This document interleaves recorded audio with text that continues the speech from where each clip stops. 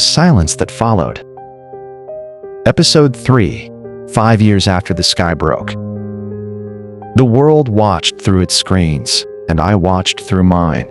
And though the images were the same, the experience was not. The world saw a crisis.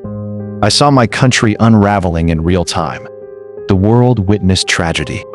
I witnessed the collapse of everything I had ever known. There were the crowds at Hamid Karzai International Airport. Thousands upon thousands of people pressed against fences, climbing walls, holding up their children and their documents, begging for a departure most of them would never receive.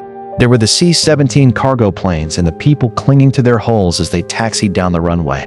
And then the footage of those people falling from the sky over Kabul. The world gasped. And then the world moved on. Because the world has an extraordinary capacity to move on from other people's catastrophes.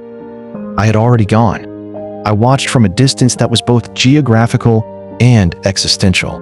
The distance between watching a fire consume your home and watching a fire on a screen. My hands shook as I scrolled. I learned to recognize the specific tremor that comes from absorbing too much truth at once.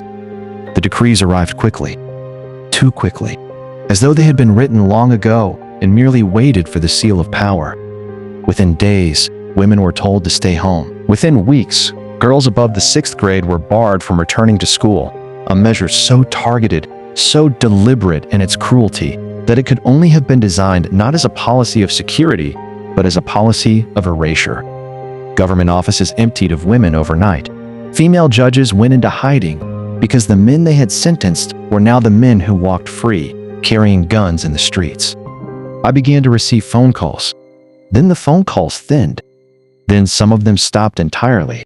And the silence where a voice used to be is its own kind of violence. Within the first weeks, more than 57 independent media outlets closed across Afghanistan. 57.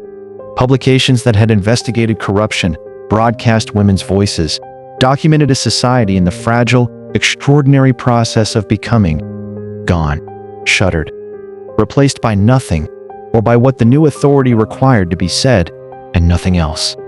The Afghan Free Press had been one of the genuine achievements of the previous 2 decades. Over 5,000 journalists, hundreds of outlets, a landscape that breathed and spoke. In the weeks after August 15th, that landscape went dark. I could not grieve in the language of the country I had arrived in. I tried, once, to explain to someone, a kind person, someone who genuinely wished to understand what had been lost. But language itself became the obstacle. How do you translate a generation's extinguished future into words that land with the weight they carry? How do you explain the gravity of a girl who was studying to be a judge, who had memorized the Constitution, who had worn her graduation gown in a photograph that now hangs in a house she is no longer allowed to leave? The words exist, but they do not always travel. Winter came to Kabul, and with it, something more than cold. The city's power grid faltered.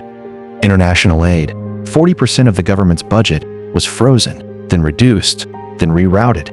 Hospitals ran short of medicines. By the end of 2021, the United Nations reported that 97% of Afghan households faced poverty. 97% in a country of nearly 40 million people. The lights went out in Kabul, literally, in the evenings when the electricity failed, and metaphorically in every other sense that matters. And I sat with my phone, scrolling, trembling, trying to find the words for what I was witnessing.